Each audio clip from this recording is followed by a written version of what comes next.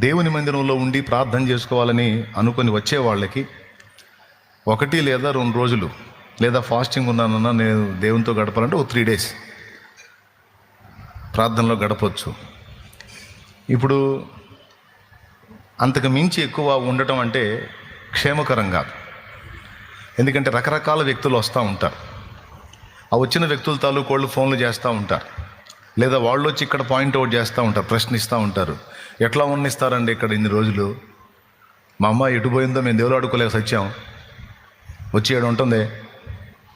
మా అబ్బాయి ఎటు పోయాడో తెలియక దేవులు ఆడుకోలేక సచ్చాం మేము.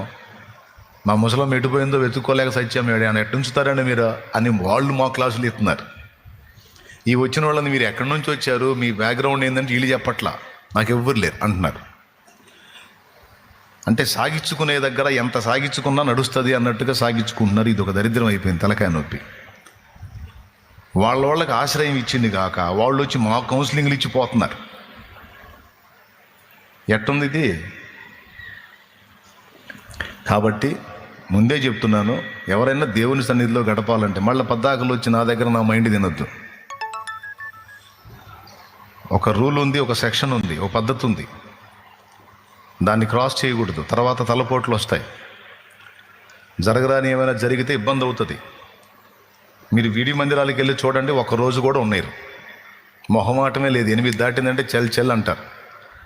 ఎక్కడన్నా ఒక మందిరంలో నిద్ర చేసిరండి చూస్తా అని తండ్రి సన్నిధిలోకి వస్తే నేను పో అనరు. అయ్యా నేను దేవునిలో గడపడానికి వచ్చానంటే సరే ఉండి అంటారు. కాబట్టి 1 లేదా 2 లేదా 3 రోజులు దేవునితో గడుపుకోవాలనుకుంటే తప్పు లేదు, గడపండి. అయితే అలా వచ్చేటప్పుడు దయచేసి మీ ఆధార్, ఫోన్ నంబర్ కుటుంబ సభ్యుల ద్వారా ఫోన్ మాట్లాడిన తర్వాత మాత్రమే ఉండటానికి అవకాశం. ఫ్యామిలీ మెంబర్స్తో మాట్లాడించాలా. మా తాలూకు ఏంటండి దేవునితో గడపడానికి వచ్చాడు అని వాళ్ళు చెప్తే ఉండనిస్తారు, లేకపోతే కష్టం. చాలేమన్నా మంచోడు, చాలేమన్నా అసలు ఏమన్నాడు వీళ్ళే అంటే ఏం కాదు, నేనే చెప్తున్నా. దేవునికి స్తోత్రం. అసలు ఆయన ఏమనడు వీళ్ళే అని మళ్ళీ వాళ్ళని పడుస్తుంటారు. అందుకే నేనే చెప్తున్నా, 1 లేదా 2 లేదా దేవుడితో గడపాలి ప్రార్థనలని 3 రోజులు ముగించుకొని జంప్. ఆ 3 రోజులు కూడా నువ్వు ఉంటే నీ ఆధార్, ఫోన్, కుటుంబ సభ్యులతో ఒక మాట.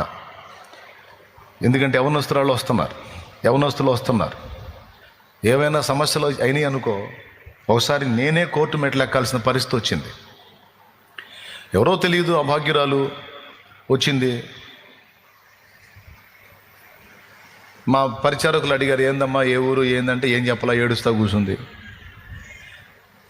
శుక్రవారం ఉపవాసానికి వచ్చి అక్కడే అయిపోయింది. ఏందమ్మా అంటే సరే తీసుకెళ్ళి ఇంటికి తీసుకెళ్ళి అన్నం పెట్టింది మన పరిచారకురాలు.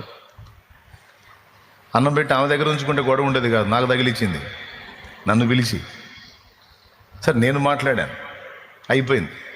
ఆదివారం రోజు వాళ్ళు వచ్చారు, తీసుకొని పోయారు. తర్వాత కొద్ది రోజులకి పోలీసు వాళ్ళు వచ్చారు, నన్ను ఎత్తుక్కుంటూ వచ్చారు. ఫలానా అమ్మాయి మీకు తెలుసా అన్నారు. ఫలానా రోజు ఇక్కడికి వచ్చిందంట, ఫలానా రోజు అని. అవునండి వచ్చింది, మా పరిచారకురాలు తీసుకెళ్ళి అన్నం పెట్టింది అన్నాను. అదే తెలుసుకుందామని అడిగానని ఆయన సాక్ష్యం నంబర్ 1లో నన్ను రాశాడు.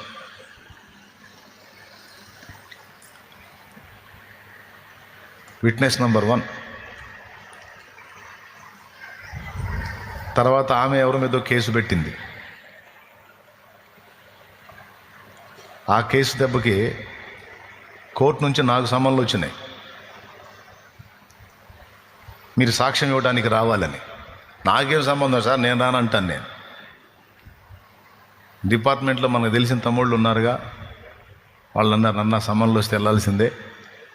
జరిగింది ఏందో చెప్పు, ఆమె ఏ టైంలో వచ్చిందో, ఆమె ఏం మాట్లాడిందో, ఆమె బాధ ఏం చెప్పుకుందో నీకేం తెలుసు చెప్పన్నా అక్కడ. ఎట్టుంది ఇది? అప్పుడు నేను పోయి కోర్టుకి వెళ్ళి నేను సాక్ష్యం ఇవ్వాల్సి వచ్చింది. కాబట్టి దయచేసి ఇబ్బంది పెట్టొద్దు నన్ను. నేనేం ఖాళీ పీలి ఉండేవాడిని కాదు, నాకు పనులు చాలా ఉన్నాయి.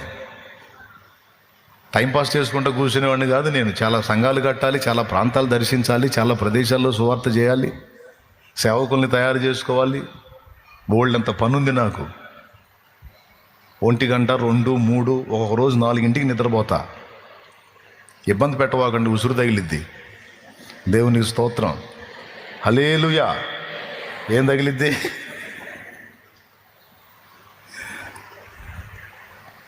మా అమ్మ టెన్షన్గా చూస్తుంది, ఏం చెబుతాడో ఇయ్యాలా అని.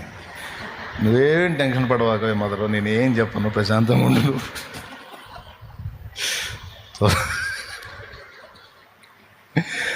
పాపం